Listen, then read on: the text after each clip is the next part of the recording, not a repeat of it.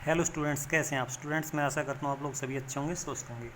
Students, आज हम multiple choice questions for practice, ये जो क्वेश्चंस हैं जो आपको 4 क्वेश्चंस मैं अभी समझाऊंगा, ये प्रैक्टिस के लिए हैं। इन्हीं से मिलते जुलते क्वेश्चंस हैं, वो आपके यूनिट टेस्ट में पूछे जाएंगे। ठीक है, इनसे मिलते जुलते क्वेश्चन ही आपको बहुत अच्छी तरह से प्रैक्टिस कर लेने हैं। स्टूडेंट्स, आपके डिजिट्स हैं वो चेंज होके आ सकते हैं। ठीक है, तो प्रैक्टिस के लिए मैंने आपके लिए फर्स्ट क्वेश्चन लिया है। तो यहाँ पे हम लोग देख लेते हैं। If 3 + 5 - 8 = 0, then the value of cube of 3, cube of 5 and cube of 8, ये माइनस हो रहा है यहाँ पे। ठीक है, इसकी वैल्यू आपको बतानी है। तो स्टूडेंट्स, अगर आपको आइडेंटिटीज़ याद हैं तो हम आइडेंटिटीज़ को भी करके कर सकते हैं, और अगर आपको आइडेंटिटीज़ याद नहीं है तो हम इसको सीधे भी सिंप्लीफाई कर सकते हैं। तो सिंप्लीफाई सीधे सीधे तो कैसे कर सकते हैं, हम यहाँ पे करके दिखाता हूँ मैं। इसका जब क्यूब करते हैं तो कितना आता है, ये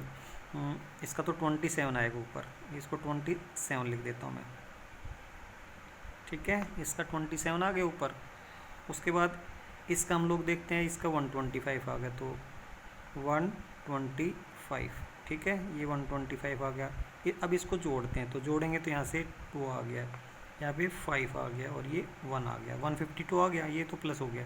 अब यहाँ पे 8 का जो क्यूब रहेगा वो 512 रहेगा, उसमें ये माइनस का आएगा क्योंकि माइनस साइन लग रहा है, और ये आपके हैं प्लस के, तो ये 152 आ गए। ठीक है, तो माइनस के ज़्यादा तो साइन तो माइनस का लगेगा, फिर माइनस कर देते हैं 0, फिर यहाँ पे 6 और ये 3, तो 360 आएगा। -360 इसका ऑप्शन आना चाहिए, तो -360 इसका ऑप्शन, ये वाला बी वाला ऑप्शन करेक्ट हो जाएगा। एक तरीका तो ये हुआ। दूसरा तरीका क्या हो सकता है, अगर आपको आइडेंटिटीज़ याद हैं तो हम लोग क्या कर सकते हैं, यहाँ से इस चीज़ को कैसे लिख सकते हैं, यहाँ से इसकी वैल्यू पूछे नहीं तो इसको मैं लिख सकता हूँ 3 और इसका क्यूब +5 और इसका क्यूब, उसके बाद प्लस, और ये -8 और इसका क्यूब मैं कर सकता हूँ। ठीक है, इस चीज़ को ऐसे लिखा जा सकता है। तो यहाँ पर इसका जो आएगा वो क्या आएगा, यहाँ से 3 और ये 5 और ये -8, और यूज हमने क्या किया, यूजिंग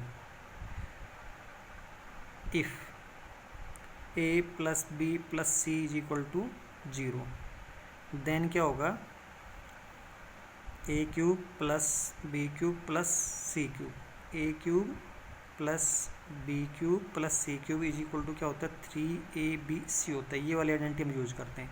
ठीक है, ये वाली आइडेंटिटी इसमें हमने यूज़ किया, और इससे पहले हमने ये टेस्ट करके देख लिया था। ये यहाँ पे टेस्ट करके देखा, तो इसको जैसे जोड़ा ना, 3 और 5 8 हो गए, 8 में से 8 गए तो 0 बचा, तो ये इसलिए मैंने कर दिया सीधा थोड़ा, क्योंकि ये आपके MCQ हैं तो इसमें हमें शॉर्टकट करना होता है। हमें किसी भी तरह से अपना आंसर पता लगाना होता है, तो पूरा उसका सोल्व करने की ज़रूरत नहीं है। तो हमने ये वाली आइडेंटिटी लिख ली है, तो ठीक है, ये वाली आइडेंटिटी हमने यूज़ की है। तो यहाँ से इसको मैं सोल्व करता हूँ, तो यहाँ से इसको सोल्व किया तो कितना आएगा, देखिए यह 8 × 5 = 40, और 40 दिया 120, और 120 को 3 से किया तो 360 आ गया। साइन यहाँ पे माइनस का, तो माइनस के 360 आ गए। तो ये आइडेंटिटी से भी हम लोग कर सकते हैं, और अगर आइडेंटिटी नहीं लगाना चाहते हैं तो आप सीधे क्यूब करके इनको माइनस भी कर सकते हैं, क्योंकि हमें तो करेक्ट आंसर है वो पता लगाना है, तो किसी भी तरीके से हम अपना आंसर का पता लगा सकते हैं। ठीक है, सिर्फ फार्मूले से या आइडेंटिटी का यूज़ करके करेंगे, आप अपना इस तरह से जैसे क्यूब्स करके उनको प्लस या माइनस करके भी कर सकते हैं। ठीक है, क्योंकि हमें करेक्ट ऑप्शन का पता लगाना है, तो हमने करेक्ट ऑप्शन का दोनों तरह से पता लगा लिया। तो कौन सा ऑप्शन सही आएगा, इसमें -360 है, वो ऑप्शन सही आएगा। ठीक है, अब स्टूडेंट्स हम लोग अपना सेकंड क्वेश्चन देख लेते हैं। इसमें दे रखा है x + y, वो तो 3 दे रखा है, और x² + y² 5 दे रखा है, और अब फिर आपको देन x × y इज़, ये आपको बताना है। तो यहाँ से हम लोग यहाँ से स्टार्ट कर देते हैं। तो x + y जो है वो आपका कितना दे रखा है, 3 दे रखा है। ठीक है, अभी मैं क्या करता हूँ, दोनों तरफ स्क्वेयर कर देता हूँ, यहाँ से स्क्वेयरिंग। ठीक है, x + y और इसका स्क्वेयर कर दिया, और = मैंने यहाँ पे 3 और इसका भी स्क्वेयर कर दिया, यहाँ पे स्क्वेयर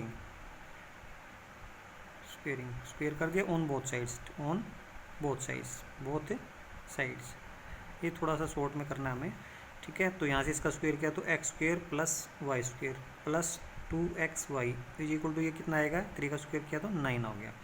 अब इसकी वैल्यू हमें पता है, x² + y², ये रहा x² + y², ये कितना है, ये 5 है, तो इसको हटाया मैंने 5 लिखा, + 2xy = 9, 5 को इधर भेज देता हूँ मैं, 2xy = 9 - 5। ठीक है, तो ये कितना आ गया, 4। तो 2xy आपका कितना आ गया, 4 आ गया। तो x इंटू वाई क्या आएगा, 4/2। ये 2 है ना, ये इधर जाके डिवाइड कर देगा तो ये कट गया। तो इसका मतलब क्या आ गया, x इंटू वाई आपका कितना होना चाहिए, 2 होना चाहिए। x इंटू वाई क्या आएगा आपका, 2 आएगा। तो कौन सा ऑप्शन सही रहेगा आपका, ये सी वाला ऑप्शन सही रहेगा, क्योंकि ये 3 है, 4 है, 2 है और 1 है। तो ये वाला सी वाला ऑप्शन सही रहेगा, पर 2 है जिसका आंसर वो सही रहेगा। ठीक है, अब स्टूडेंट्स हम लोग अपना क्या करते हैं, थर्ड क्वेश्चन देख लेते हैं। तो degree of A cubic polynomial is. तो स्टूडेंट्स इस टाइप के जो क्वेश्चंस होते हैं उनमें आपको कुछ भी कैलकुलेट या सोल्व करना नहीं होता है, उसमें आपको याद रखना होता है कि क्यूबिक पोलिनोमियल जो है उसकी डिग्री कितनी होती है, बाई क्वाड्रेटिक पोलिनोमियल उसकी डिग्री कितनी होती है, ठीक है, और क्वाड्रेटिक पोलिनोमियल है उसकी डिग्री कितनी होती है। तो जो क्यूबिक पोलिनोमियल है उसकी डिग्री है वो हमेशा कितनी होती है, 3 होती है। तो इसका ऑप्शन सी है वो करेक्ट रहेगा। ठीक है, ऑप्शन सी है वो करेक्ट रहेगा, क्योंकि इसमें कुछ भी कैलकुलेट आपको नहीं करना है, सोल्व नहीं करना है, आपको याद ही रखना है क्यूबिक पोलिनोमियल है उसकी डिग्री कितनी होती है, 3 होती है। क्वाड्रेटिक पोलिनोमियल उसकी डिग्री 2 होती है और बाई क्वाड्रेटिक पोलिनोमियल उसकी डिग्री 4 होती है। ये आपको याद रखना होता है। ठीक है, उसके बाद स्टूडेंट्स हम लोग अपना फोर्थ क्वेश्चन देख लेते हैं। If x+2 is a factor of, ये पोलिनोमियल इसका फैक्टर है ये x+2, देन वैल्यू ऑफ ए, ये ए जो है इसकी वैल्यू आपको बतानी है। तो ठीक है स्टूडेंट्स, हमने फैक्टर थ्योरम पढ़ी थी, तो फैक्टर थ्योरम में क्या है कि अगर ये इसका फैक्टर है तो हम क्या करते हैं, इसको 0 के इक्वल रख देते हैं। तो x+2 इज इक्वल टू 0। तो यहाँ से हम लोग क्या करते हैं, x इज इक्वल टू क्या आएगा, -2। ये वाली वैल्यू है, ये इस पोलिनोमियल में आपको रखनी है। ठीक है, तो मैं इसको लिख देता हूँ px is equal to x cube हो गया +2a x² + 16। ठीक है, अभी ये वाली वैल्यू आपको रखनी है ऐसे।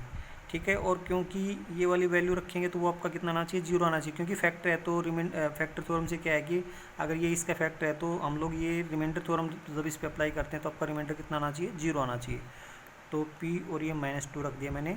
तो अभी यहाँ से हम -2 और इसका क्या करते हैं, क्यूब, जहाँ पे x दिखाई देता है वहाँ पे -2 रखना है। फिर ये 2a आपका ऐसा ही रहेगा।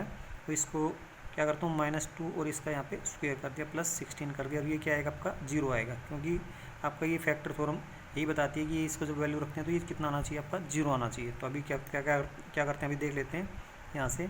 तो ये कितना आ गया आपका, -2 का क्यूब किया तो ये -8 आ गया, +2a तो है ही, और -2 का स्क्वायर किया तो कितना है, ये 4 आ गया, और +16 इज इक्वल टू 0। अभी इसको हम देख लेते हैं। तो -8 + 2a और उसके बाद ये 8a कर देंगे, क्योंकि 2a और ये 4 है मल्टीप्लाई हुआ, तो यहाँ पे 8a कर देंगे हम लोग, 8a। ये इसको सोल्व किया, प्लस फिर 16 हो गया इज इक्वल टू 0। उसके बाद हम लोग यहाँ से इसको आगे सोल्व करते हैं। तो आगे सोल्व करेंगे तो 8a, और इसको जब सोल्व किया तो +8 आ गया। ठीक है, यहाँ से ये सोल्व किया तो और इज इक्वल टू 0। उसके बाद हम लोग क्या करते हैं, यहाँ से 8a और 8 को इधर भेज दे तो -8 हो गया। तो उसके बाद यहाँ से a इज इक्वल टू क्या आएगा, -8/8। तो 8 1 जा और 8 1 जा, तो a की वैल्यू कितनी आनी चाहिए, -1 आनी चाहिए। तो a की वैल्यू -1 कौन से ऑप्शन में, आपकी ऑप्शन बी में है। ये ऑप्शन बी में -1 दे रखा है और a में +1 दे रखा है। तो आपको यहाँ पे साइन का भी ध्यान रखना है। तो साइन आपका माइनस आ रहा है 1 के साथ, तो ये वाला ऑप्शन सही रहेगा आपका। तो स्टूडेंट्स इस तरह से हम लोग अपना ये फोर्थ क्वेश्चन कर लेंगे। अभी स्टूडेंट्स हमारा होमवर्क का टाइम हो गया, तो होमवर्क में हमें क्या करना है, रिवाइज MCQs, जो आपको MCQs दिए गए हैं उनको अच्छी तरह से रिवाइज करना, अच्छी तरह से प्रैक्टिस करनी है। ठीक है स्टूडेंट्स, थैंक यू।